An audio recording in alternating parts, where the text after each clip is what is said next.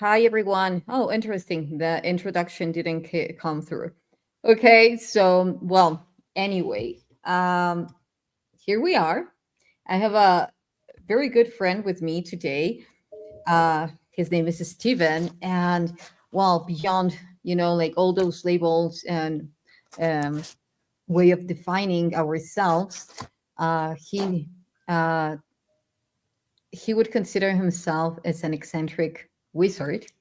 Said in his own words. So, welcome, Stephen. How are you? Hey, is I'm good. I'm good. Yeah, I'm very weird in the things that I am, right? Especially because my life went one way or the other. In certain contexts, I can say, yeah, I'm a musician, right? But what has that got to do with us, right? Because I have to talk about the other things that I do in the plethora of things that I am, right? And so I have my own podcast here, and so we are live streaming on my channel as also because I don't have the investment on the multi-stream situation, and I knew that, like Sean, Yssah would like to have a co-stream situation. So I let her set all of that up on her end, and I got deeply excited with the work coming out between you and your science, as we all know from last year. Yssah, if you guys don't remember, if you've been around for less than a year or so, earlier this year, I had Yssah and Sean on back when they found the first batch, but before it became so many that my head exploded, right? Like right when that happened, when I originally asked them on, you hadn't even found them yet. And then like the next week I saw these pictures come. It's like, wow, I'm gonna have to completely change my thoughts on what I want to talk about. Right. And because I have a history of doing this for a long time. I was a host on Revolution Radio. For anybody who's been following certain things in the truth movement, the the new age movement back in its 2012 prime, so on and so forth. And so I've been very invested in this war against the dark forces to set the world right. And that's why I'm connected the way that I am, right? It's just like I reached out to Sean because I got involved with Black Earth Productions, Seth Gusbo's Mystery School, Temple of the White Dragon, and on Seth Gus's channel, Sean has a segment many years ago, right? And then we talked a little bit about Black Earth Productions on my show when I had him on last week, and we talked about that I think they're going to have a segment on this stuff, because that's why I'm so excited to have you on my end, because all of this stuff is in direct correspondence with revelations in the path of study that we have in the mystery school, right? Because there's a deep focus on the less understood relationship between the Sumerians and the Egyptians, right? And we talked about that with that first batch that came out, and now there's just so much more to talk about. And now you've worked on the Bugasphere, and so you've got some clout on the Bugasphere, and so all these things, I'm just really excited to have you back on, and to just to kind of throw these things out there and see what kind of significances and revelations we can emerge together. Okay, well, let's start navigating through that. Yeah. Well, thank you for having me on your end, and I'm happy to share with you, also sharing here in my platform.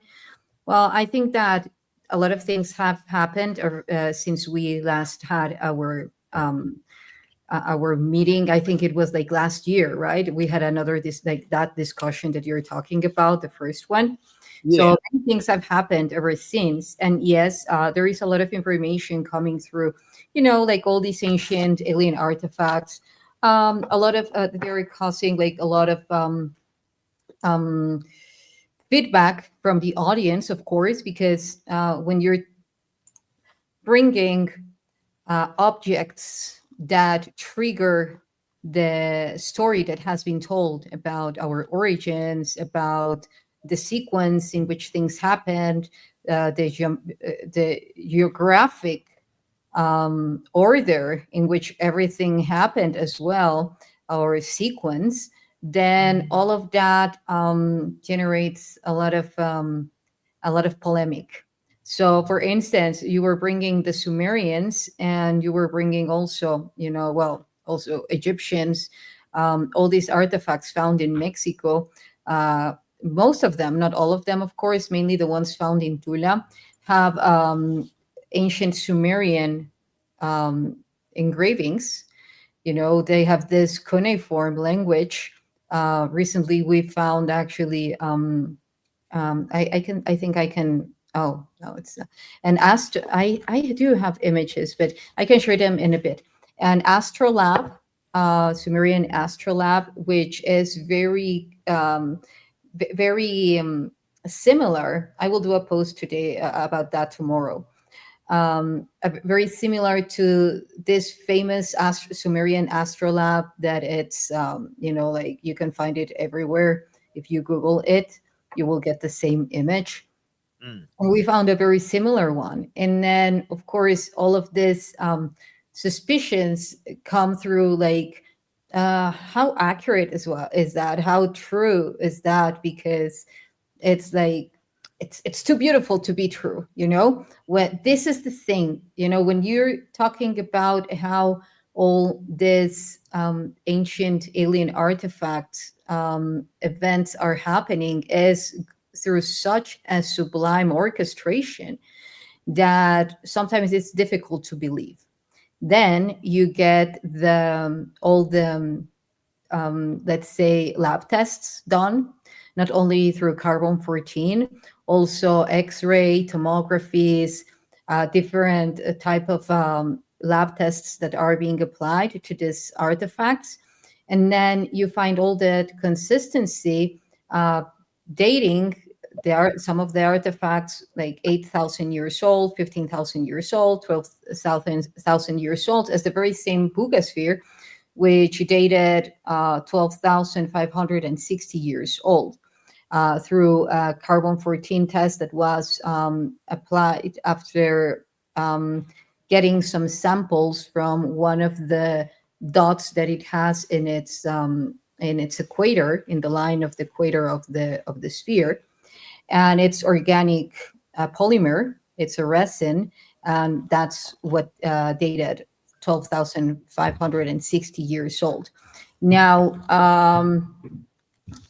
what else? So when you start finding now a lot of artifacts, and even not after the Bugasphere appeared, also before, but of course there was no point of reference, so people wouldn't talk about this code until the Bugasphere appeared, was captured to some extent. Then you get all these artifacts that as well are showing all these codes. And again, the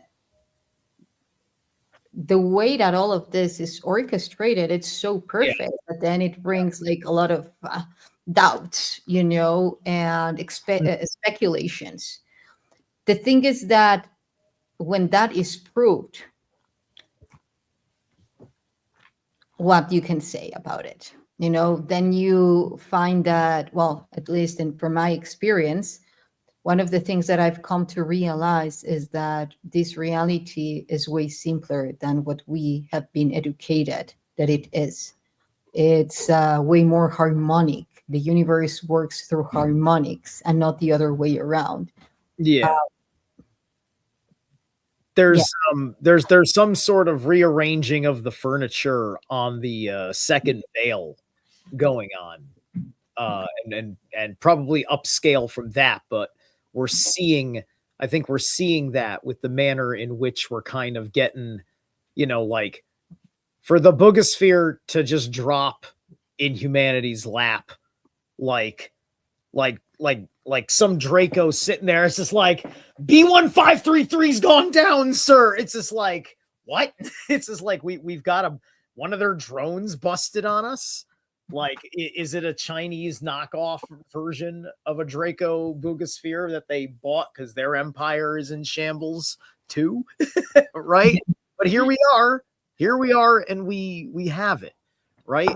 What has been uh, uh, uh, so what's been going on with the energy signature on this stuff? You have your really tight work on the advanced vortex mathematics and things like that. We touched on some of that stuff last year, and also because I can't remember off top of my head, did the Bugasphere land before or after the New Jersey drone invasion? The New Jersey drone invasion, I had then heard about that. What I can tell you that the Bugasphere appeared on March, at the beginning of March. Okay, so that'd be after. So okay, so you wouldn't. So you probably didn't know about it. Busy with what you were doing already in Mexico. Yeah. So up here, just after the presidential election, in November, for over a month, the everybody was seeing drones everywhere, and the everybody in the news all over the country was talking about how all over New Jersey specifically were all these drones, and there was footage of ordinary drones, there was footage of military drones, but then there was also footage of shit just like the Bugasphere, other plasma and light anomalies. Like, definitely, we definitely had somebody was rearranging the drapes, like, backstage, right? Because what the heck is that, right? That's like the Nuremberg relief. Exactly. It's just like you got fleets of shit moving around, and nobody wants to talk about the weird ones. Everybody wants to talk about ordinary drones and military drones. Nobody wants to talk about the weird ones. And so they've whitewashed that. And the majority of the footage I saw that I could verify was not somebody having fun with AI, was weird, weird but familiar. Because I think that Bugasphere could be a shapeshifter.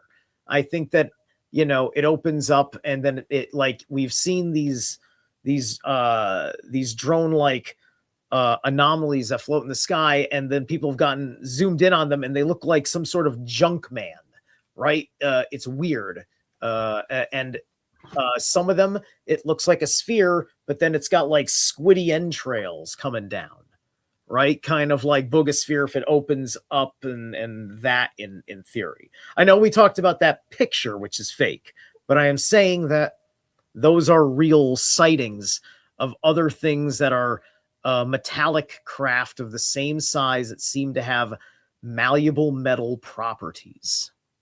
Yeah. Okay. Well, that's interesting that you say, because a lot of if we go through unified physics, a lot of the explanations in how this sphere could have been done, and not only the sphere, we're talking about ancient temples,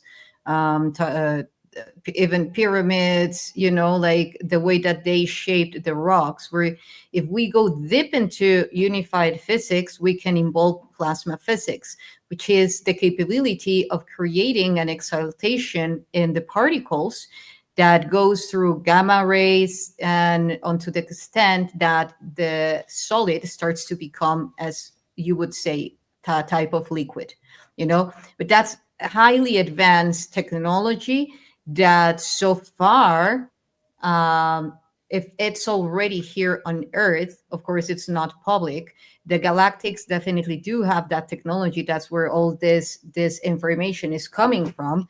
That is achievable. We see it, in the perfection in how the pyramids were done. And then for me, there is another way that this can be. Well, you're talking about like shape shifting in situ.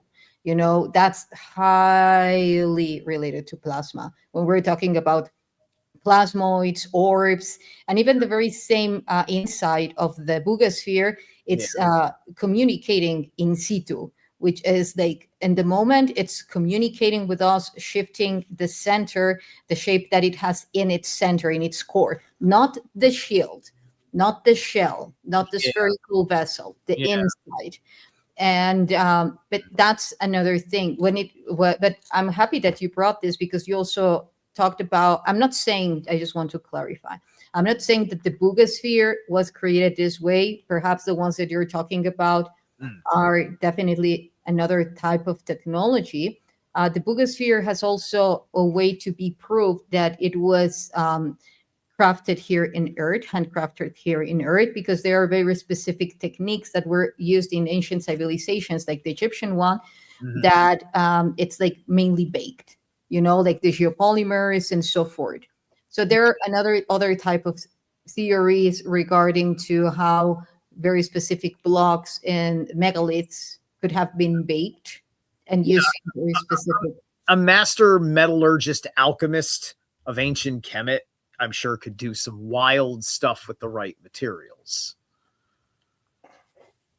I'm sorry, what did you say the last part? Oh yeah. I said that that if you had an alchemist and metallurgist from Yes. ancient Kemet, you gave them the Yes. right materials, they could do wild stuff.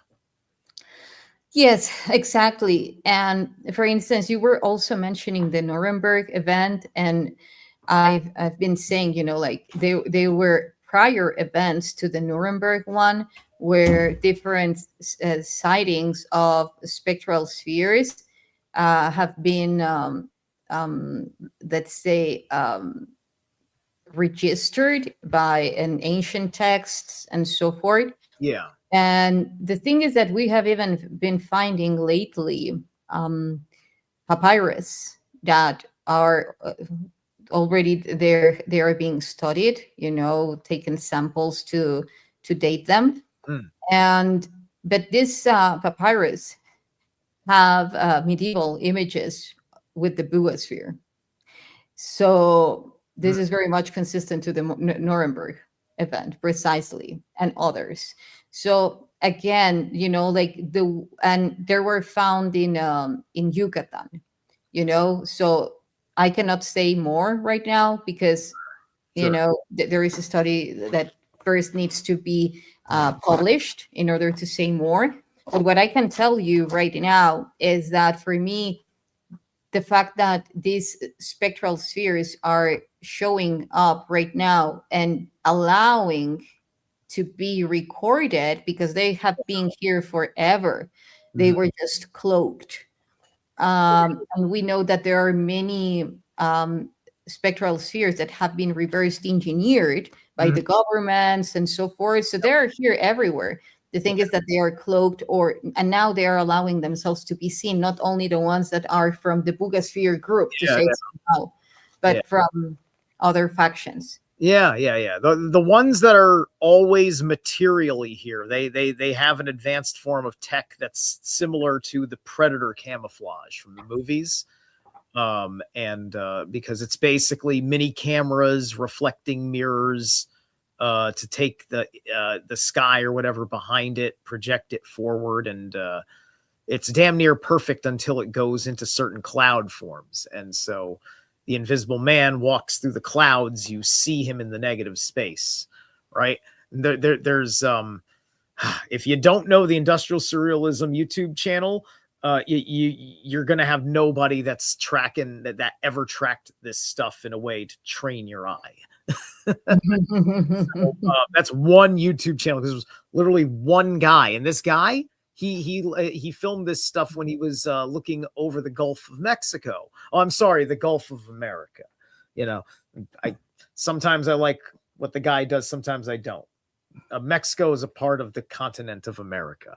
United States is in America. That's why it's of America. But we all have forgotten how language works. But we'll call it the Gulf of Mexico, not to offend anybody. All right. So, Well, for me, there are many more important things that yes, I know. know. But I don't know. I do like calling it Gulf of America. So I'm sorry, but anyway, I do like calling it the Gulf. Yeah. America, the Gulf of Mexico, I Yeah. really don't care. Hey, look, it's a gulf with oil in it, and that's all anybody ever cares about, right? But yeah. um I was thinking about that's right. And so because that was out there in the Gulf, there was a lot of those particular kinds of fleets. I used to see them commonly enough up here in the Northeast. It was just the way people thought some clouds looked sometimes. And I'm just like, really, with a delta wing shape, straight edge, why does that cloud look square? Right, like, and you eventually figure out how to peep for some of these, right? Something like the Bugasphere, probably, honestly, because it's got that weird stuff in it. Like, it's here, but I think it probably has a phase out function, but it needs to be like active and up there. That's kind of like my intuition, is that's the kind. So like that one is an in between.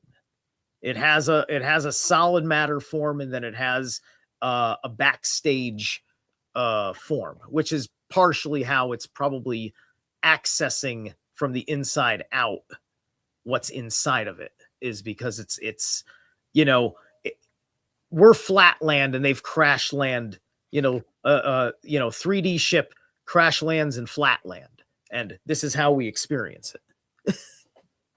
Uh-huh, uh-huh. Yeah, yeah, of course, different form of dimensions. Mhm. Well, for me, that what I have seen is that the level of technology, because yes, there are many spectral spheres, the Bugasphere appeared, but for me is now what? What do we do about it?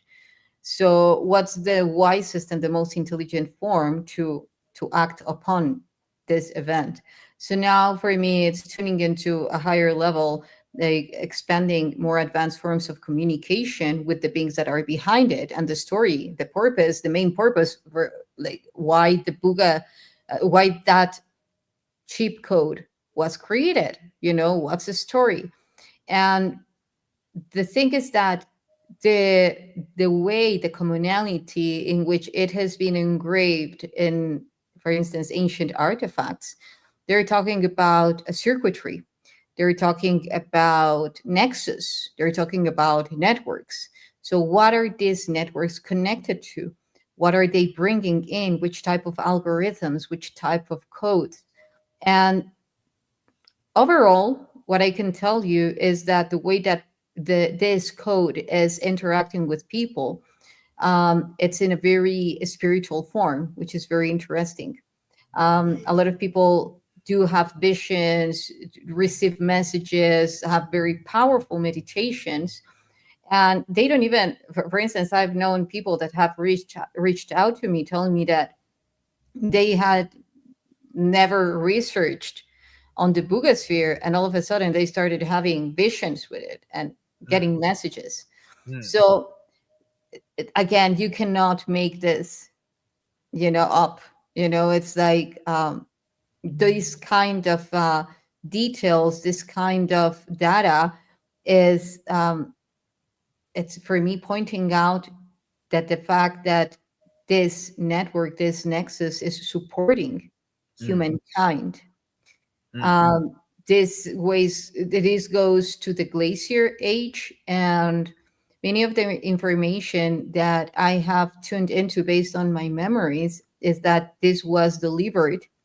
This was elaborated. This type of technology was elaborated, um, like, let's say, the core orchestration of this was not on Earth yet. Then it was facilitated through the Atlantean times, mm, at the Atlantean times, to the beings, the galactic beings that were here.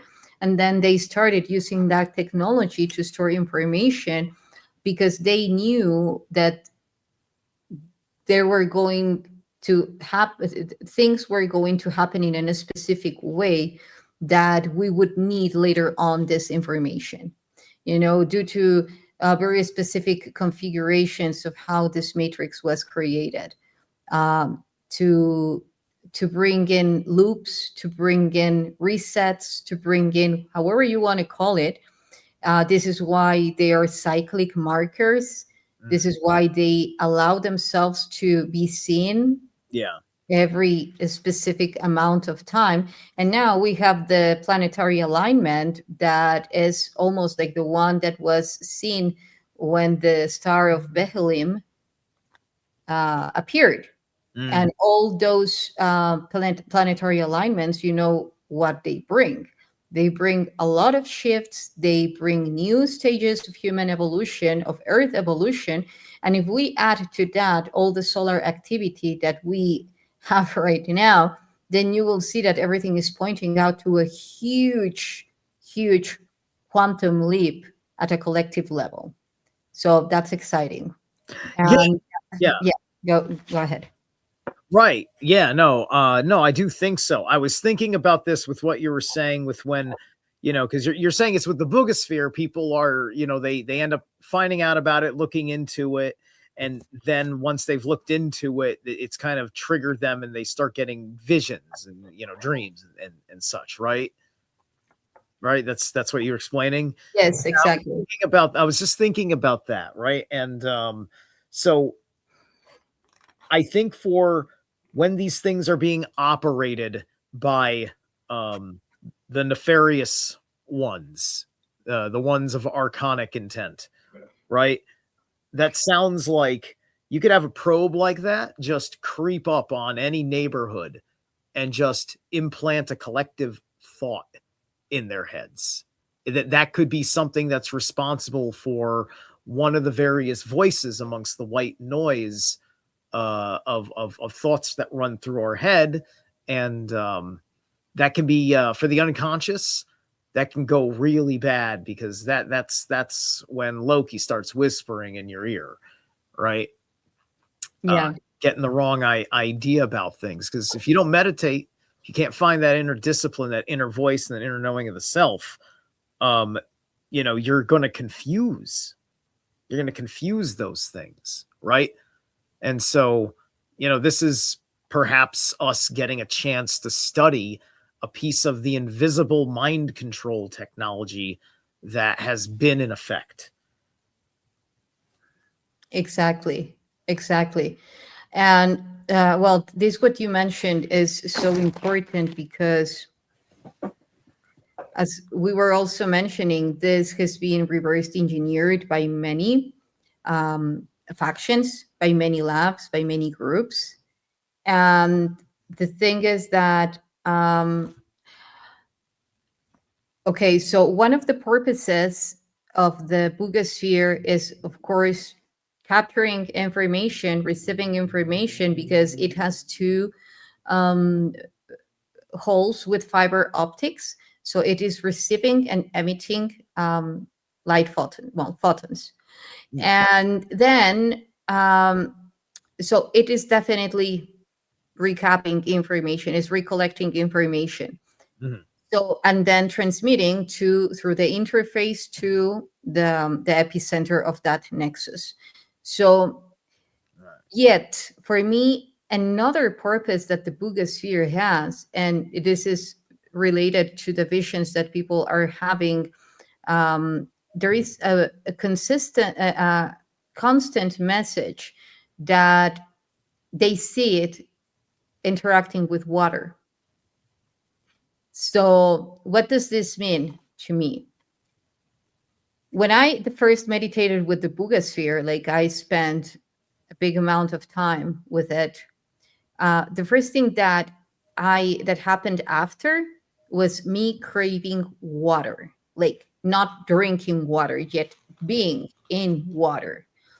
So I went immediately and take a hot tub, and was there for a while. Mm. So one of the things that then came to me through information is that, and this is very, very, very aligned to what's happening now, one of the upgrades of the molecular structure of water, which is restoring its fourth state, its liquid crystalline um, form, of lattice within our body, which is mainly related to like being as a super, like being a superconductor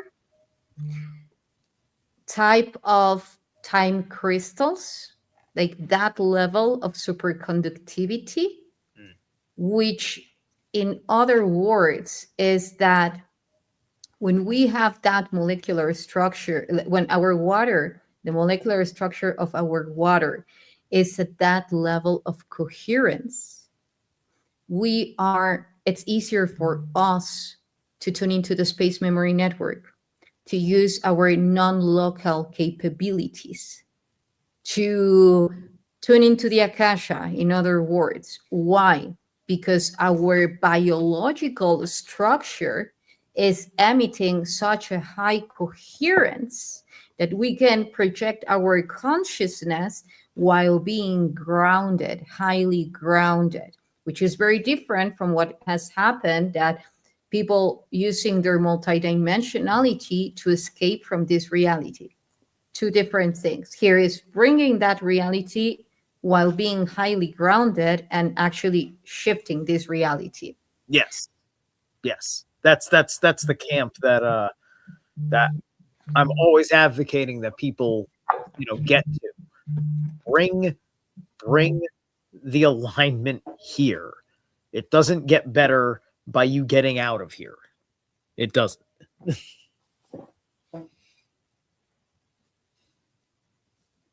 Oh, something happened with your mic? Okay. You need a minute? You need a minute. All right. I don't hear Yssah. I'm assuming that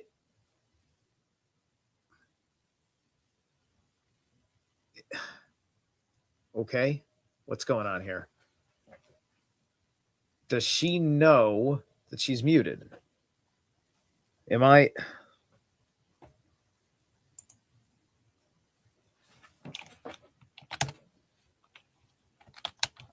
I'm sorry. I had an incoming call and I really need to, because it's okay? the delivery guy. Oh, okay. I didn't know what you were trying to tell me by measuring with your finger. I was just like, okay, she needs a short period of time. That's all I thought. And I just talked. I was just like, I don't know what's going on with this. She's gone mute. And, I'm sorry. I was communicating with the Bugasphere. I had to okay. take that message. Yeah. Yeah, I'm sorry. It's sometimes that happens, but anyway, thank you. So, as I was saying, then now how does that relate to the water? And the thing is that if we see the type of technology that the Bugasphere has as an spectral sphere, then it is communicating through light and, like, let's say, a wavelength that, let's say, infra light emissions, like not perceivable through the common eye, Right. because Right. they are being, and they are interacting at a Planck scale. So it's like those emissions interacting with the water on Earth, and then with the water within, within our own biological structure, and then receiving upgrades. This is something that I highly see, I highly perceive, that they are truly restoring the primordial grid in the molecular structure of water. Even the code that it has, you can perfectly overlap it with the molecular structure of water, and even more, when the water at a liquid crystalline state, or at its fourth state, it stops being H2O and starts being H3O2, which is hydronium. It's not more oxygen, it's more hydrogen. Hmm. What do you see, that it's very much consistent to all these high technologies, and is the high level, like even the hydrogen is the first in the periodic table, you know. So it's super important. It's super important Yeah. in our chemical Yeah. composition. It's I think that we call it hydrogen because what we actually mean it is that it is the high dragon. Because it is the most primary, right? If you what's his face, Dr. Manhattan, who is like, you know, an avatar quantum entity, practically a demigod. His symbol on his forehead is the hydrogen, because that's what he felt like. He felt like the singularity. Well, that I have even something else to say about that, Mm-hmm. and is now Hydra gene. The Hydra gene. Okay. Yeah. Yeah. That yeah, and you know that Hydra is a constellation, and it is very much related to Yes. the serpent, the water serpent. Yes. You know? Yes. And some of these reliefs that have been found um have some have images that look similar to Set Typhon, who Mm-hmm, is mm-hmm. who is the Anunnaki version of Set, right? He's the Sumerian version of Set, and so he's a tentacle monster with Set's body, and and the Hydra is also in that mix. There's a relationship of disease, so on and so forth. Yeah, well, that's the thing, you know, like now if we take it to another level, then we will see that, okay, so why we need more hydrogen in our molecular structure that composes the water. And the thing is that due to, if you add a molecule of hydrogen, in this case, what happens is that you're bringing the properties, the non-local properties, to the water. So then you will have an electron of hydrogen projected with another proton, you know. And then what starts creating is that you transfer your consciousness, you know, it's non-fixed. Right. Then like what you can do just with one molecule of hydrogen, it's impressive. So you were talking about the connection, you know, like with Typhon and so forth, and even more. uh, if you add to this the fact that 2029 uh, um, an meteorite has been forecasted, and the name that they gave to it is Apophis, that Right. is heading to Earth. Yeah, Not I've been talking about Apophis for a while. There's this picture of Apophis that they were throwing in like magazines and stuff, and it looks like a petrified head of a fucking like elongated skull, like ugly motherfucker, right? Like it uh-huh. looks like, oh, that probably is Apophis's effing head, right? It always looks like something. Yeah. And also another important Hydra connection, because there's this underlying AI conversation, everything going on. So in the needlecraft, there certain ingredients associated with the stem cell ingredients put in there was cultured from a parasite that lives in freshwater lakes and ponds. It's Mhm. called Hydra vulgaris. It latches to the nervous system and feeds off of your nervous system. So Okay. this thing, they're basically like organized stem cells. You can crush them into a bajillion freaking like pieces. It doesn't die. Each one is an autonomous cell, and they'll reemerge until they form a giant stem with little stems sticking out like that, and then it'll have a root that goes down and embeds itself in the nervous system. So this was put together with other things, possibly with the graphene oxide. So, you've got like nano machines organizing with this Hydra vulgaris behavioral program. Well, this is very interesting that you say, because I think that all of this information, as with everything, you talk about AI, and then there will be like many stories about this oppressive AI that ends up conquering the humanity, or the earth, or like the galaxy and so forth. Then, like, there is always a pole to everything, like the positive and the negative. I just want to show to you, because now that we're touching upon that, which I find it very interesting. Okay, so here we have it. Let's see if this is an accurate one. No, this is not an accurate one.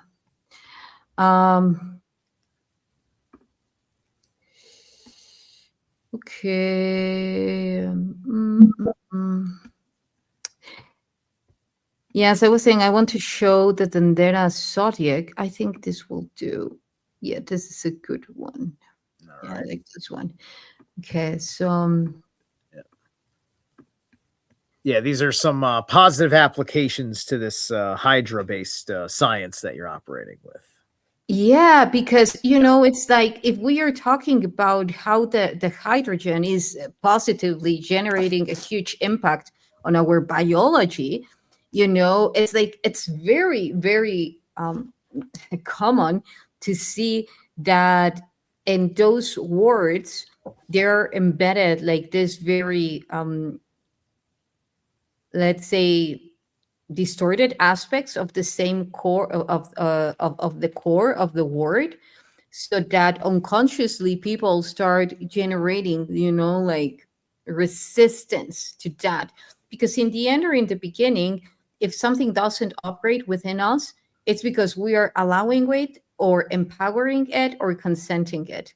So then perhaps you say, but why would I consent that? It was more about the holographic configuration that they embedded, or the algorithmic configuration that they embedded in the holographic vessel. Yeah, Yes, but we consented unconsciously or consciously, right, right. So let me just Yeah, show. it's the vernacular awareness, right? It's why I stress if you want to not be oppressed by transhumanism, stop like using Mm, sources that explain your body, your life, the reality, and the energy fields around you like you're in a computer, because yes, that's a false mythos to rob you of anything that's going to give you uh, your own life, your own energy. I agree. Okay, no, let me because all of a sudden it doesn't appear now. So All right. um, you're looking at the images of the Dendera zodiac, right? I see what you see on the screen. Your screen share is working. Yeah. Yeah, which is the Dendera zodiac images, right? The data zodiac, right? Well, I've never heard of the data zodiac. You're gonna have to teach Really, you haven't heard about the Dendera zodiac? Never? not by name. Maybe it's something I've seen and nobody gave me the context. It's one of these discs. Yes, it is, and I'm showing it right now, but I had already, like an image, like the perfect one. Okay. Okay. Well, Okay. So I know that I've heard the name Dendera. So now I understand that we're talking about Dendera, but this is an angle of my research that I need to explore. yeah, that's Yeah. for me, this is not a zodiac. This is a time wheel, a Sure. wheel of time, Uh-huh. and it is giving away a lot of. You can even use it as an oracle. Like when you know how the algorithms in the stars in every one of the decans work, Yeah, you yeah. can even ask questions and you will run into the information that it has. Okay, Yeah, let me, yeah. It's it's astrotheology. Astrotheology. I love astrotheology. yes. Yeah. Okay, so yeah, I stopped sharing because Mhm. this is the one that I want to show uh, disappeared.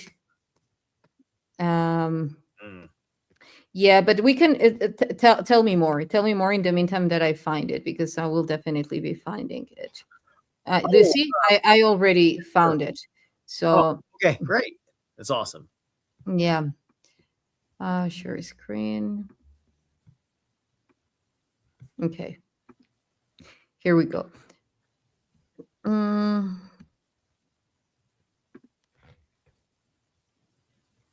All right.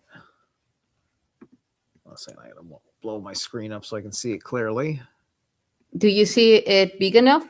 I see this. Yeah, I don't know if you can make it any bigger without it losing its clarity, but I can see it. Mm, okay. Yeah, because I'm definitely trying to get a fix and see like because if this is the northern, I'm assuming this is the northern sky, right? Yeah, but yeah, it's well, here it would be aligned to the true north as Uh-huh. the temple was. Yeah. But Oh, then, yeah, tell me. I was gonna say so. If it's aligned true north, so this is when Alpha Draconis Yes. was true north, right? Right. Okay. Yeah, when Thuban was the true north. Mm. Yeah, actually the Great Pyramid is aligned to Thuban and Sirius. Thuban. So, like one of the Great Pyramid has two diagonal entrances, or let's say ducts, Yes. and one is aligned to Thuban, and the other one is aligned to Sirius for that very same reason, because Thuban was at that time the the the true north. So if we see here, like for instance, do you see my cursor? Do I see? The arrow where I'm pointing out to. Wiggle your cursor around. I don't think I see it. Maybe I don't think your cursor is showing up on my screen. Okay, well, Sometimes you have to hit the share cursor setting. That might I, be I, a thing. I'm just going to show here which would be Hydra or Hydra. Okay. Okay, so here we have the ball. We see on the left of my screen, there is a bull, with a star above its horns. That represents what before would be known as Argo Navis, which was the biggest constellation when there were 88 constellations and not 48 after the Ptolemaic approach of the to the astrology. So, and this is also known as Osiris arc. It's heading to Orion, which is Osiris. Here we have Monoceros in between Orion and the bull. So, above the bull, we see a lion, and this lion is over a serpent. This serpent would be precisely Hydra. And why is the lion above the snake? For many reasons, but mainly is the connection of, let's say, subgalactic agreements in between Lyrans and bringing order into very specific star groups or interstellar groups. So we see the presence, and Lyrans, I mean by the felines, not only Lyrans, not only from Lyra constellation, that it also involves other feline groups from Orion, like the Cadistu or Orma, But the thing is that this feline race is going to bring order. And through the Three Eye Atlas, now we see that there was a lot of presence regarding to the feline species. And even in Mayan prophecies, we see a lot of the presence, a lot of the presence of white jaguars that will come to put an end on chaos on Earth, which also reminds me of what happened in Septepi when they said that Sekhmet became a little bit angry because the humans were disrespecting Ra. So then she came along and put order, you know, and then started, like killing men, and until Todd came, gave her wine, and then she fell asleep and became Bastet, which is the other aspect of, or in other texts they say Hathor or Hathor, that she became Hathor, and then she soothed, she went more mellow, Right, after feeling right. all the Might have some parallels to, to Kali, who is it's who's what that's like the fierce form of Parvati, I think, is Kali, right? Parvati. Yeah, Parvati. Yeah, and and Parvati has a relationship comparatively to Freya, Mm. because Freya in the Norse mythos, she has she is the she's kind of like the main reason why the gods go to war. The Aesir and the Vanir go to war, and Freya's kind of like the spear charge on the Vanir side, because she fell to the corruption of of uh Heath and Gulveg. And Heath is kind of, she was kind of like a goddess of evil witches, if you will, and Golveg was a goddess of power, of greed and power, and specifically for gold, which is allegorical for the human soul, um, because of the purity and what power you can get Hmm. through the application of that purity. Okay. Well, thank you for bringing that up. And in addition to that, like just taking into consideration how all this ties up to what I was talking about, the hydrogen and then Hydra and then the felines and so forth. If we see now what's happening with the sun, that solar behavior, Mm. that without going to the coronal hole that has been shown now, Mm. and proved by geophysics, but astrophysics, I'm sorry, and geophysics as well. And anyway, so we know that the felines are very much connected to the sun, right? Like these solar beings, and even with Sekhmet, it's like a whole solar being, Sure. with the Ra, this. Like Leo the lion is the sun's dignified sign. There you go. So now, if we say, what is that solar plasma doing on us or doing to us? Right. How is it influencing us? Yeah. Well, plasma calls plasma. Different scales, yes. Whether it can call in harmonically our blood plasma, or it can call violently our own plasma body through the emotions. Mm. I don't know if you have heard that a lot of people is saying that they're having like sudden rage episodes lately, that they are feeling like very polarized, like whether they're super happy or they are like very angry for no reason. Yeah. Yeah. Okay, like zero tolerance, that type of. Uh-huh. Okay. Yeah. Yeah. Uh, Okay. are we talking about from sun exposure or from sun lack of exposure? No, for all the solar storms that are coming to Earth, heading to Earth. Oh, okay, gotcha. Yeah, yeah. People can't handle the solar storms is basically what's going on. Yeah. Yeah. Yeah, but that happens when people is not aware that that plasma can also be proactive to their own blood plasma and their own mitochondrial plasma generated at Yeah. every nanosecond at a cosmic level. Sure. So if you don't give it a purpose, then it's going to address Yeah. wherever it can find a void to generate more energy, Yeah.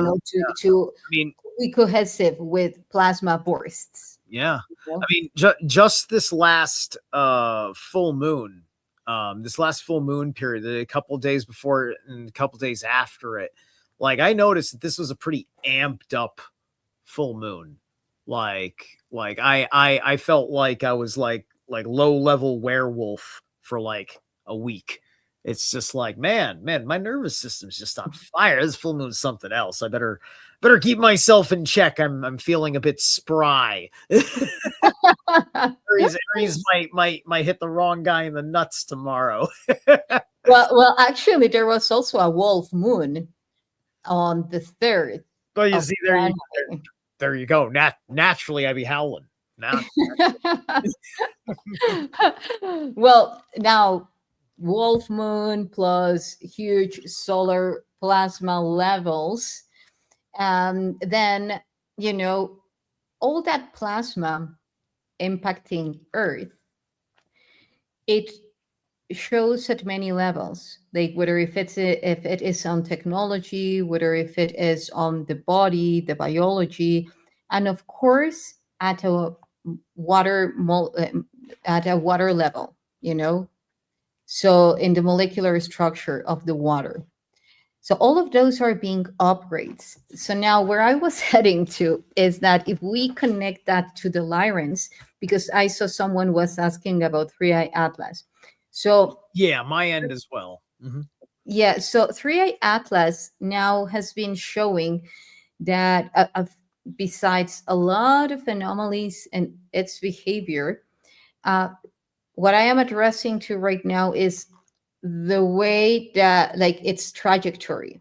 So after it was interacting with Swan R2 behind our vision, then it was it's like after that a lot of holes in the sun appeared. So that's one thing. Then it came along and it started heading to Mars, and it has been influencing the Schumann resonance on Earth. How? When it came into its closest point to Earth, the Schumann resonance of Earth registered 23, which equals to earthquakes. Right. And then the earthquake here in Mexico happened. So what else now? A lot of people have been relating the Three-Eye Atlas to the presence of Lyrens, as I was saying earlier. And I remember that when it was the Lion's Gate last year, of course, an ancient book appeared. I even made a video on this. An ancient book from Ojuelos came into my field. It was sent to me, and it shows in the cover a lion, the Bugasphere code, Yeah. and also the presence of the moon. Wow. It's fascinating that, because now there's these correlations with cats, correlations with lions. I heard today that Twitter officially changed the official flag for Iran's Twitter account from the regime's to the original flag, which has the saber wielding lion on it. The saber is a lunar sword. God damn. God fucking damn. Three-Eye Atlas is Salt AI3 backwards. You were very thirsty after your interaction with the Bugasphere. So we're talking about an energy that kind of saps out moisture. Moisture harvesting. Well, we had that Tom Cruise movie where a giant AI probe came to Earth to suck all the water out and convince us it was to take the water to where all the humans were going. But it wasn't humans that were running the giant ship.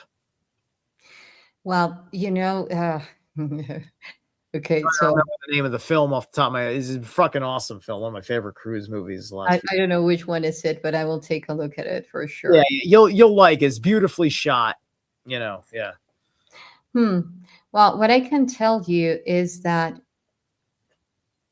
there is a huge level of awareness that it's important for us to bring in regarding to the upgrades that we are receiving through the solar plasma coming in our water to restore it to a liquid crystalline lattice. And how does the felines relate here? Why? Well, we were saying solar beings.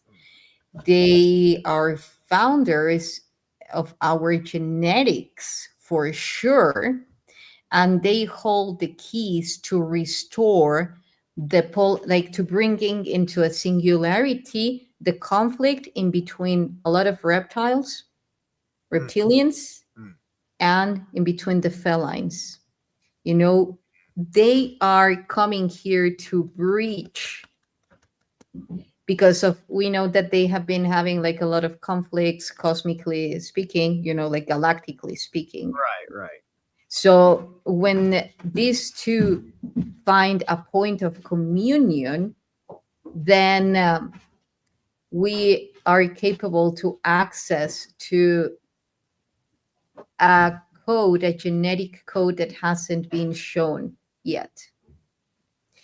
But I can tell you that it's very much related to the rainbow body. Mm. It's very much related to the rainbow body. And so, bottom line, I do feel that the transmissions that we are receiving from the felines big time is to bring order and divine justice. We see it in uh, Mayan prophecies again. We even see it in the Bible. But I remember that it was a lot related to the Asian race because it says, be aware uh, when the yellow lion wakes up. But for me, now that I see everything that is happening, it was not talking forcefully talking about the Asians. It was talking about the sun and its behavior and its connection to very specific feline races, bringing all these plasma codes to reactivate the DNA and the water molecular structure into its liquid crystalline state. Okay. Yeah, that's very that's very interesting. That's going to be quite a I think a real experiential environmental change, right? So like how fast do you think that this kind of thing is going to like happen, right? Like is it just something where the machine is on and every day it's this much and you're just watching it happen in real time, or is there going to be like a flip event where it's real, like wow, it's not yesterday anymore? Well, I think that it depends on us, to be honest. I know that there are specific agendas very much related to 2030. So we do need to put some action on those upgrades for sure. Yet the way that it has also been shown to me is that we're being upgraded lately so rapidly that the power restored within us regarding to time warping is huge.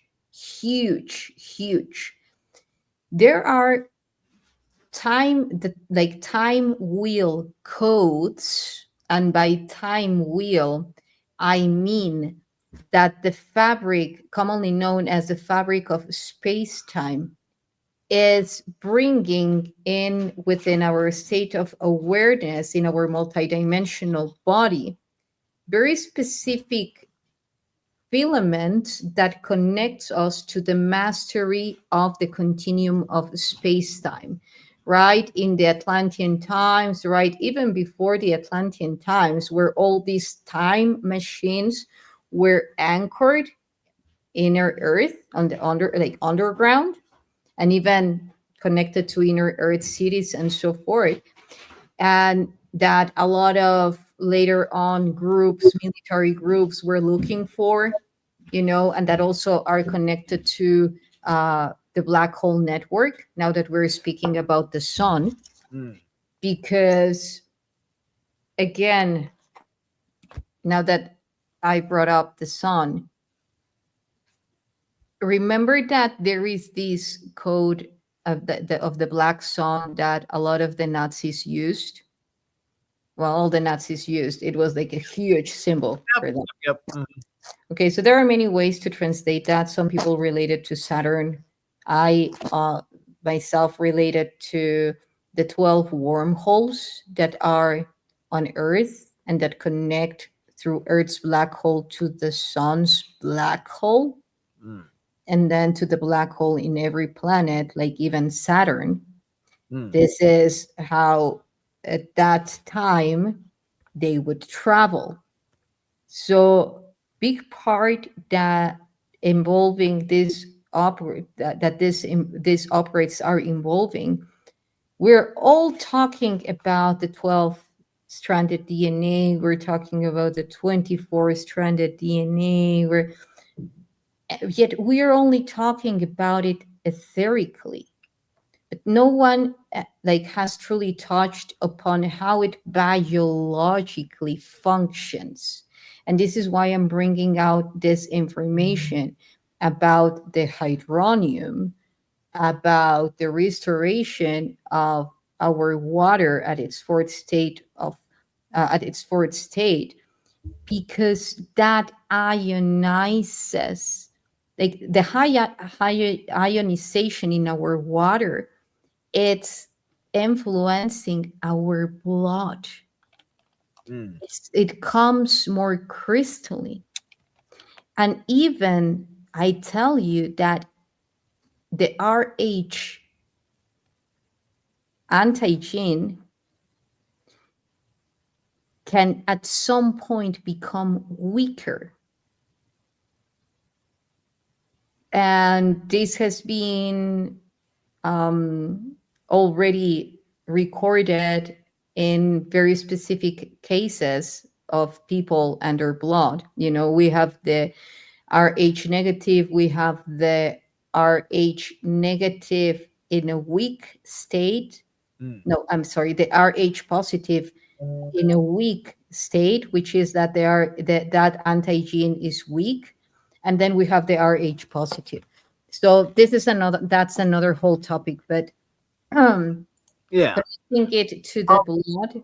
Tell me. Oh, I was going to say, another thing with the black sun I was thinking of is that a lot of people kind of overlook there's a ring around the black sun. There's the black sun core, and then the arms start shooting out, but then there's an immediate ring right around that black core where the rays are shooting out.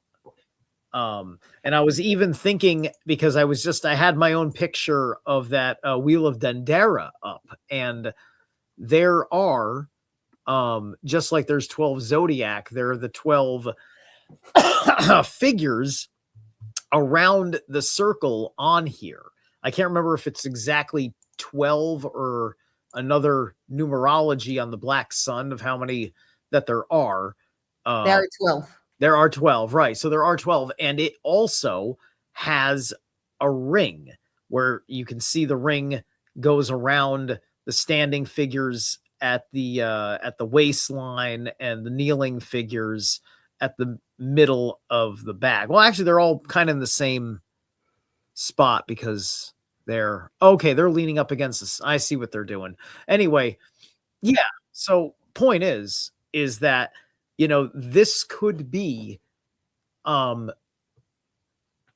closer to what we had trying to say the same thing that got turned into the black sun symbolism. Because my main problem with the black sun symbol, this is a very simple symbol, is that I do not believe that there is good that came from when, I think his name was Otto von List, made his version of the runes, which turned them into these blocky, like very utilitarian figured symbols. And it didn't, it felt like it took away that that it took away something in its edge and made it more this form and function kind of thing, more fixed, instead of with the growing possibility, because the runes are supposed to,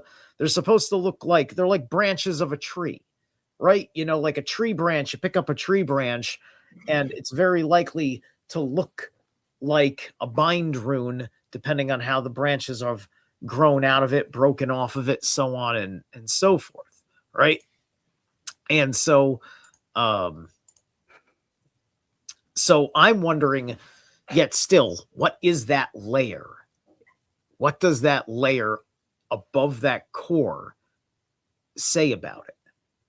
It's got a for me, every time that they show a ring, like even in the flower of life, a lot of people say that the flower of life shown by the Egyptians is actually the flower of death, or the Disney flower of death.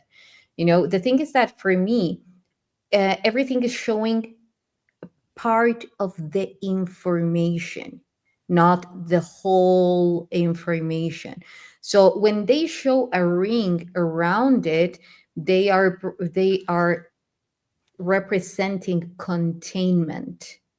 So these 12 rays, as you can see, they're even not, like fully linear.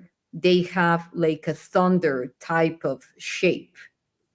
So for me, that is representing the disruption of the wormholes when the Atlantean times happened, because those 12 wormholes became the 12 triangles of death, or the vile triangles, like the Bermuda Triangle, like the Japan or Dragon Triangle, the one in the Canary Islands, and so forth.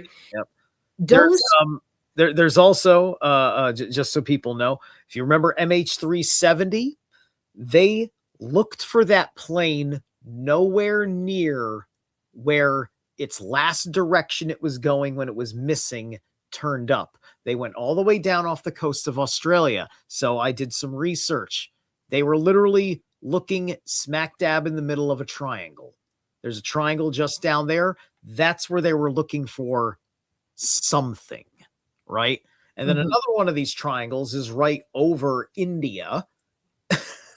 So that's one of the few that's on land, which explains quite a few things.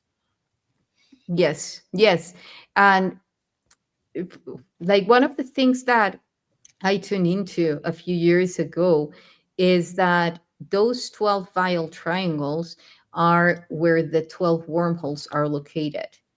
And then when the cataclysm happened in the Atlantean times, there was due to many reasons, yet bottom line, what it generated is that the technologies that were put next to those wormholes collapsed, and created that through those wormholes, a lot of low frequencies came through, enhancing or enabling that the simulation matrix that was later on created and anchored through the moon, then it started, it enables the fact that it became more stable, like that simulation matrix. Imagine like the whole system setup, which is you have the vile triangles, well, which were the prior, like, which are wormholes that are still being used. The thing is that a lot of energy, as I was saying, low frequency energy is coming through, and it's perfectly harmonic to, or perfectly aligned to the simulation matrix that harvests from fear Okay. and other type of things. Mm, So now, even that disk, that black sun disk, is showing precisely that distortion. Otherwise, it would be race, like yes. fully linear, fully expansive. But it's showing the distortion that happened at that time, and that through many of the time machines that are currently in power of very specific factions, what they are trying to do is tune into just the power without the need of shifting the very same structure of the wormholes and the technology that is involved there. So bottom line, all of this leading to the fact that when you're trying to connect with all those inner earth cities like Agartha and all this, like the Nazis were trying to reach out to, uh, they live in some of them live in another dimension where those wormholes are not in that state. Gotcha. So, but in this reality, it is, and they are using that on the behalf of the harvesting control systems. Okay. So, Yeah. Yeah. I think a good question to ask now then is like, right now, apparently, America wants to be all imperialist, and we're gonna go buy by force the territory of Denmark from, I mean, the territory of Greenland from Denmark, and mm, make part of the United States because Russia or something, right? But Greenland is kind of like the gate to Hyperborea. So, what do you know about the energy grids over Greenland? well, actually, I have here. It's funny that you bring that up because I was talking about that like a couple of days ago. I did a map about how from Giza, if you create a very specific triangle that goes all the way, like in a direct line, and taking it also into consideration um, Archangel Michael's line, then you will see that it goes all the way from Giza to Greenland. Okay. And that's one thing. Another thing that I know that if you do a calculation on NASA's data and how the magnetic pulse reversal is behaving, then you will see that it's a very intelligent choice to move to the north, what very specific events could happen on Earth, regarding to, again, the pole shift. Mm, So there are many points that it's a good a good option I guess. to. But my thinking was the pole shift was actually going to make things warmer up here, so it would actually be more feasible for life, not less. It would have milder winters because it would be like closer to like Florida weather, like up in like the American Northeast, right? Well, definitely all the North will be benefited from this, you Yeah. know,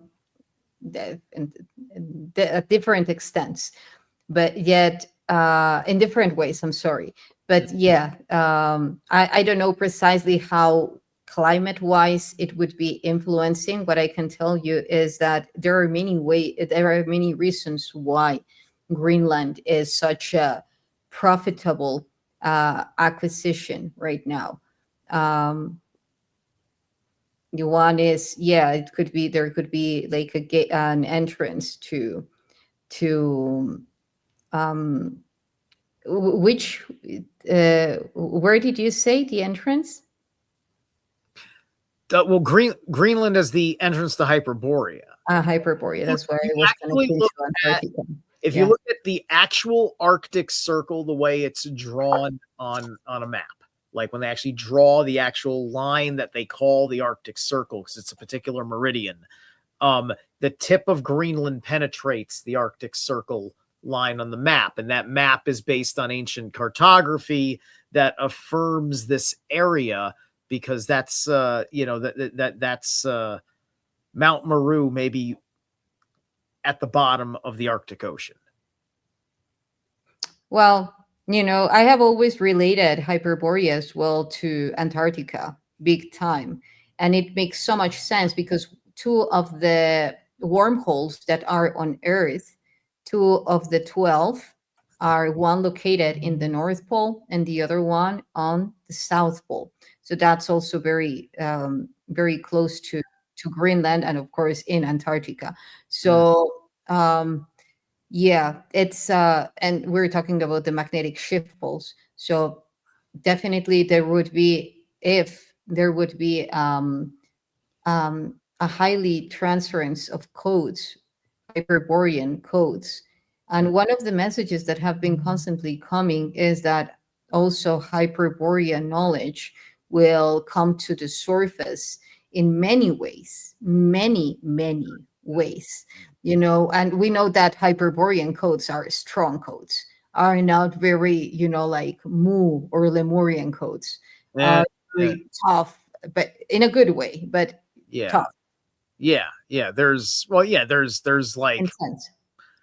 there's kind of two levels of Hyperborean, because Hyperborea is kind of like where it all started. Goes back to the legends of Udinma from the Bach saga, uh, uh, and there's the incursion, which is related to the things that I care and worry about, with things like what we've been talking about with the artifacts and beings that have brought the knowledge of artificial intelligence to civilization that didn't benefit from it because it got buried in the jungle not that long after, instead of having flying cars.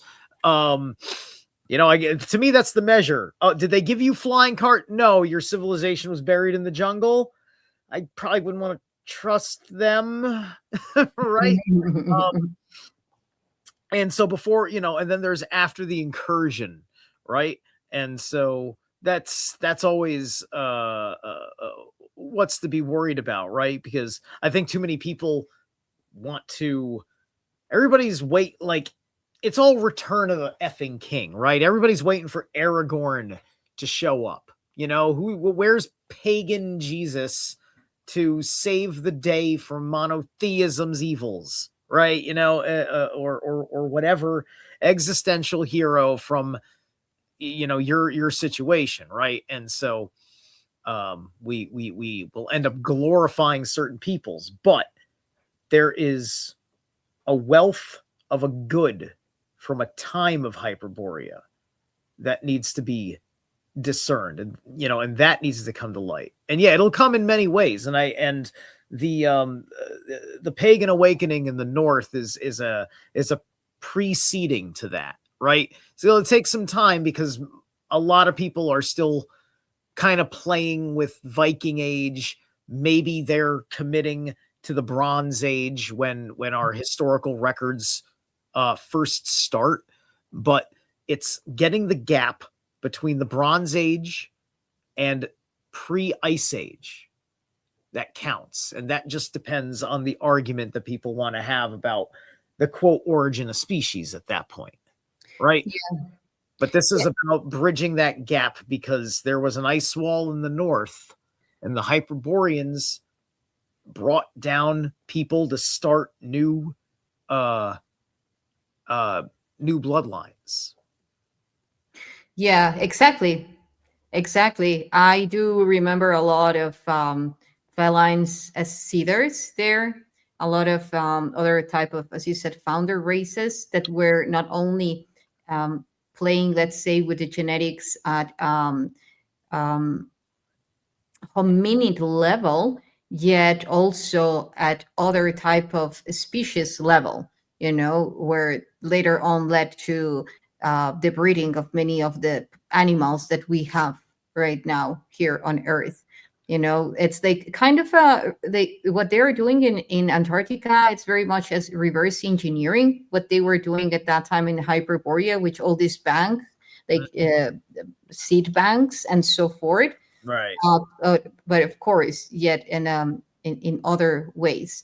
So, like summarizing, what I feel is that we have this huge divine justice call, represented through many of these feline beings, dragon beings, which are calling in for to truth, which are calling into coherence, and to embody that through our crystalline nature, being so crystal clear that we're capable to reflect light as rainbow, which is very much related to our rainbow body, which is our plasma body. A lot of archives that were stored on ice and water are now, and that are archaic, are now being awakened from its stasis or dormant state, and that is automatically being reflected in our own DNA. The thing is that if we don't clear our water, our inner water as emotions and as literal water into its hydronium state, then all those transmissions will be bringing in other type of dormant genes, like weird things, instead of all those primordial and highly advanced, uh, highly intelligent genes that are, again, that were dormant in our DNA and that are now being called to be reactivated, bringing in our galactic essence. So um, it's like, I don't know, I was even like the multidimensional skills are opening up so much. I was even earlier talking to a client and I was seeing that needed state of opening portals through mirrors, like that level, that level of upgrade. So it's coming, it's coming. Arcs are coming, coming, like emerging from the surface, that were anchored under the ocean, that are underground, and that are to be reactivated. You Spaceships. said you said they were arcs, right? Now, Yes, did you mean boats? You mean arc spaceships, reactors? Like, as the spaceships. okay, okay, gotcha, gotcha. Um, the structure that looks like the Millennium Falcon. It looks like it's stone, but it looks like it's shaped. We're not talking about that being one of them, are we? The Falcon. Um, It looks like a hand, like the Millennium oh, Falcon from Star Wars, right? But it looks like it's kind of like the shape of a hand. It's a piece of stone in the bottom of yeah. the ocean. I forget the name of it. It's named after the part of the waters Mm, that it's in. yeah, I know which one you're talking about. Yeah. No, the ones that I refer to are ovoid, like kind of oval, like Okay. yeah, like ovals, kind of Okay. egg-like Okay. spaceships. All right. And these are a lot. There are a lot of those, but again, the other ones have other shapes, but these are very much like oval, egg-like spaceships. Okay. um, and interestingly enough, somehow they are calling in, remember the arcs that were present in ancient temples? like for instance, the Egyptians would have depictions of like let's say a house and then Horus inside that house and then a serpent around which represent the plasma coming from the power source. Well, they would be referring to the power source engine that would be in Horus arc and that he would bring from is his arc or spaceship to the temple, because those spaceships have they share their consciousness. They are like one mind. It's like the movie Avatar, where you put your like your tail and you interweave it with the trees or the animals or so forth. Yeah. It's that level of technology. So they would bring their power source in their spaceship to the temple, so that the temple would have his consciousness and would be imprinting its codes, you know Mm. throughout the space and throughout that land and so forth. So now those arcs are also like etherically, energetically coming through the Planck plasma field and calling in to be reconfigured in a very specific way, and it will be. This is why also a lot of people have been going to Egypt, not only to retrieve their soul memories, but because these codes are coming through and they need to be like configured through a primordial network, Septepi level, heaven on earth level. All right. I want to say that I've heard that term before, but refresh my memory on it. Septepi, right? I know Yes. I've heard that before somewhere. Yeah, Septepi is the golden age, prior to Kem. It's connected to Kem Okay. and Kemet, Yeah. yet it's prior, it's Oh. the known as heaven on earth. And then it was that translation of Sekhmet being angry, which represents the sun. Okay. Solar flares, then the Right. gods, Neteru, have to leave Earth for protection. Things happen.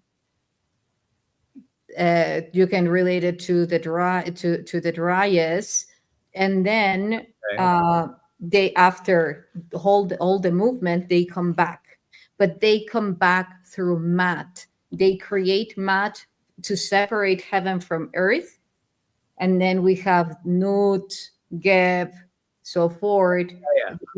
I'm sorry, it's separated by Shu, but they bring Mat for justice, for balance, harmony, and so forth.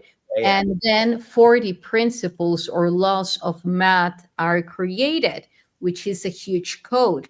It's related to the 40 that, remember that the tree of life of the Kabbalah has 10 sephiras or 10 spheres. Mm-hmm. So then you have 10 north, 10 east, 10 south, 10 west. Yep. 40. So they create the 40 spheres that project as the four worlds that need to be sustained in harmony for the gods, for the moment, in order to bring back again gods or heaven to earth. And that's the upgrade of the upgrade of the DNA. When that happens, heaven and earth comes back. This is where I'm going to advocate for the original Keylontic sciences. I'm novicely cracking into it now, but things like that Sephiroth, the Keylontic tree of life, it'll be that tree that will be part of making the paradise. It'll be, this is the biospherical regenesis.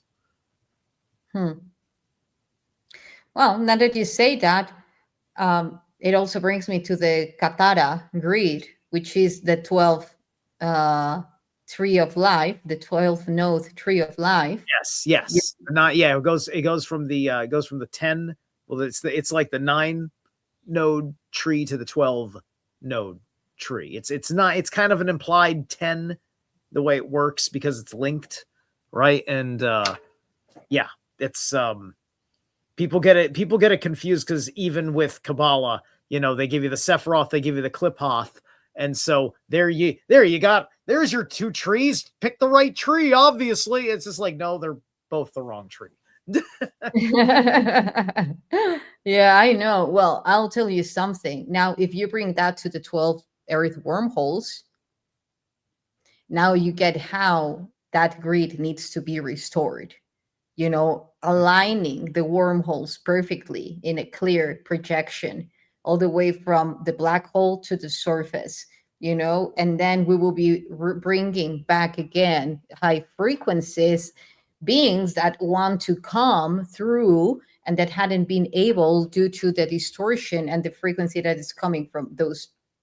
Right. Yeah. Yeah, exactly. Exactly. And it's up to us to be self-actualized so that way we are greeting our interdimensional neighbors as equals. Yeah, yeah, I agree.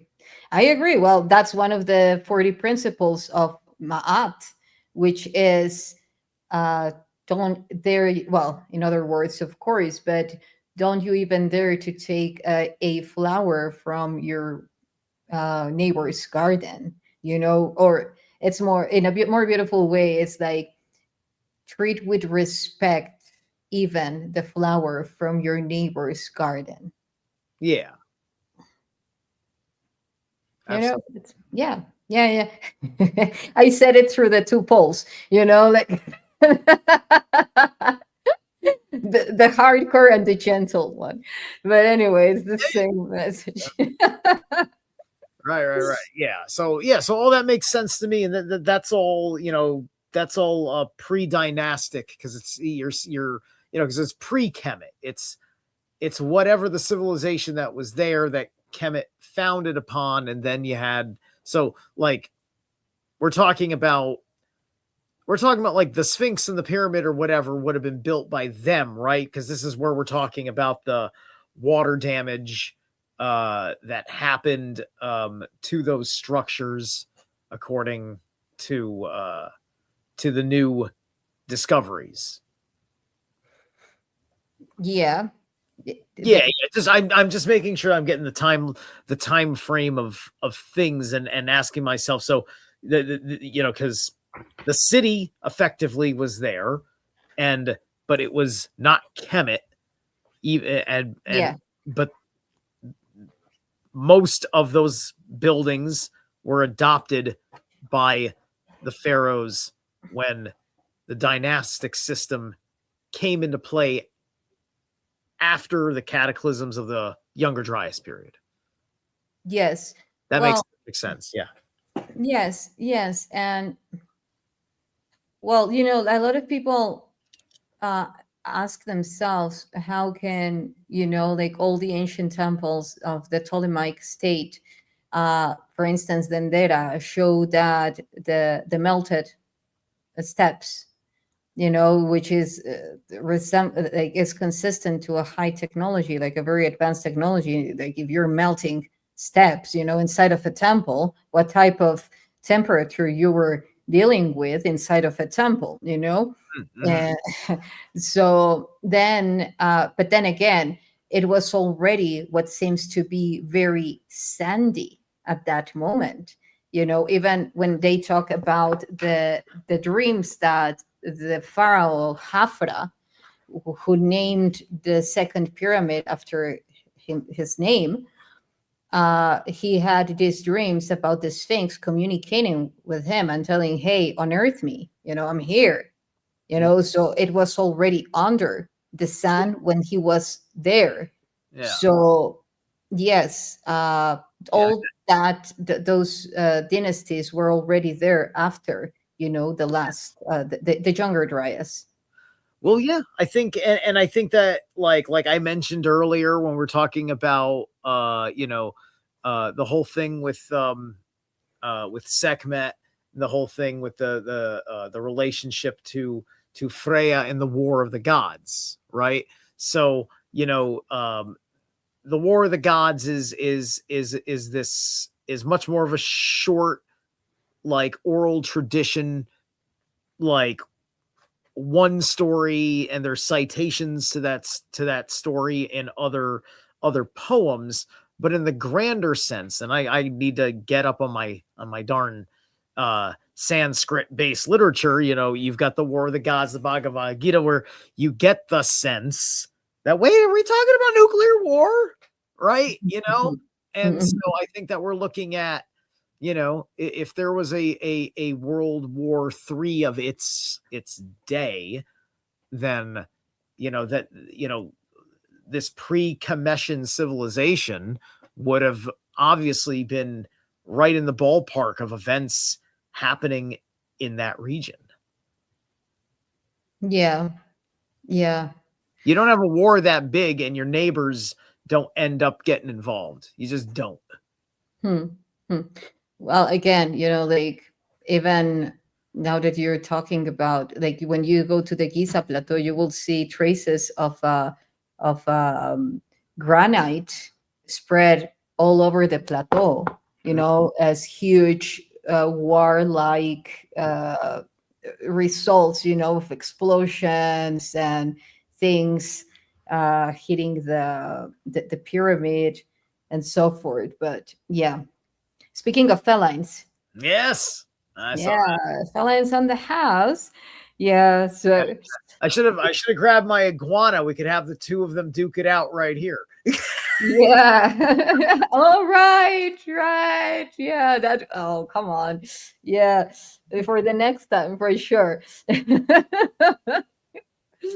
Oh, by the way, I do love, like, yeah, you made me remember about a beautiful connection that I had with crocodile. Like, heart to heart connection. I think they're super magical beings, super magical. They hold very important codes. Crocodiles. Crocodiles and iguanas, and like the serpents. All these, every species, for me, it's sacred. Oh, for sure. I mean, like, that's why so many have their god associations. The cobra is directly associated with Shiva, as much as it's associated with Apophis, right? So there's an evil aspect of the cobra, and one of the most benevolent aspects of the cobra you could possibly ask for, right? It's all very interesting, and, like, because reptiles are kind of funny. I'm sure there's things that they remember in particular, and they obviously they get used to you, but it's like, if they aren't familiar with how you're behaving, they may forget that they know you, and get, like, like, my boy gets hissy with just like, what? I've done this 50 bazillion times. Ugh, you're in heat, obviously, right? Like, or something, or he just doesn't like the way I barged in the room and I put him on edge, even though he's chill 99% of the time, right? Just, it's the reason why there's always that 1%. He might be in a bad mood for a quick second and nip me on the finger, right? Because he didn't know why my finger came out of nowhere, right?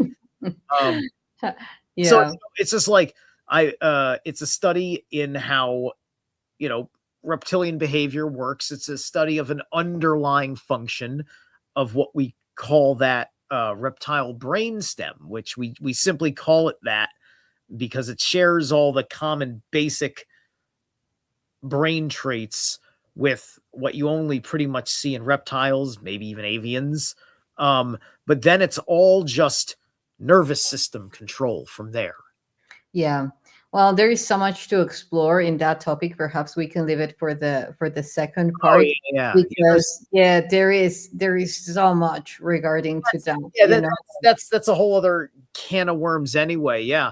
Because I did have another observation now that we were talking about some other ancient tech ideas like that, because I think it kind of plays in, because I also thought to myself, well, what if some of this stuff that they did, which also could have involved some of the ways they built stuff, was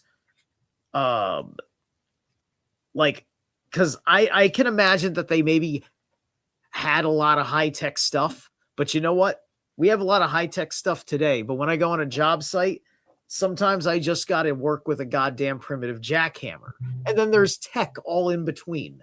So I'm almost thinking, some of the things that I see with these artifacts, like, it's kind of like laser cutting. Mm-hmm. How would you make sense of that if you didn't have all the particulars for laser cutting that you were just going to give to all the people making all this stuff?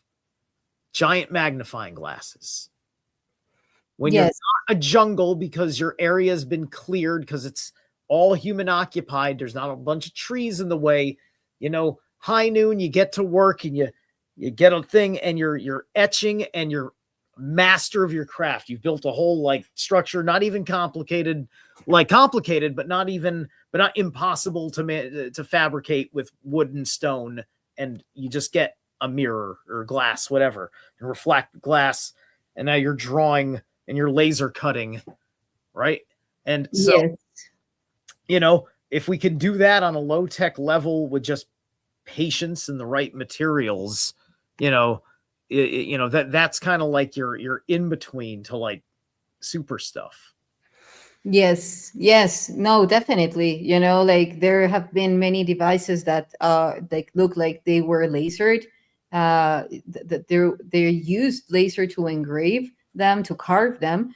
That will be very very cool to actually prove that scientifically. Yeah. So I think that with the huge advancements that we are accomplishing nowadays, with all the studies that are being applied on these ancient artifacts, at some point soon we will be able to prove whatever type of technology was used to make them. So that's very exciting. Yeah, Well, absolutely. yes, thank you so much. Thank you Yeah, so for much sure. for I think that this has been the full breadth of what I wanted to discuss. It's been almost 2 hours. This has been a very, very good show. Thank you. yes, I agree, and we could talk about many many more things, and we will. We will. We will. Yes, we will for sure. So thank you so much for this rencounter, for this talk. I agree. It was super powerful. I can also read the comments of the people. They are very excited of everything that we shared. Thank Yeah, you so I'm much. following too. Thank you guys over on Yssah's end, and I just had my one buddy show up on my end. See there. Well, more at some point. It's all adding up. So I'll get there. I'm in the 700 club right now. yeah. Well, so talk to you soon. See you soon. Thank you, everyone, for showing up. Thank you for your comments. And stay tuned. Very exciting week with events coming up. I will be sharing more on Monday. So see you all soon. And thank you. Thank you. Good night. Thank you, Stephen. Thank you. Thank you, Yssah. Okay. Until next time. Bunu.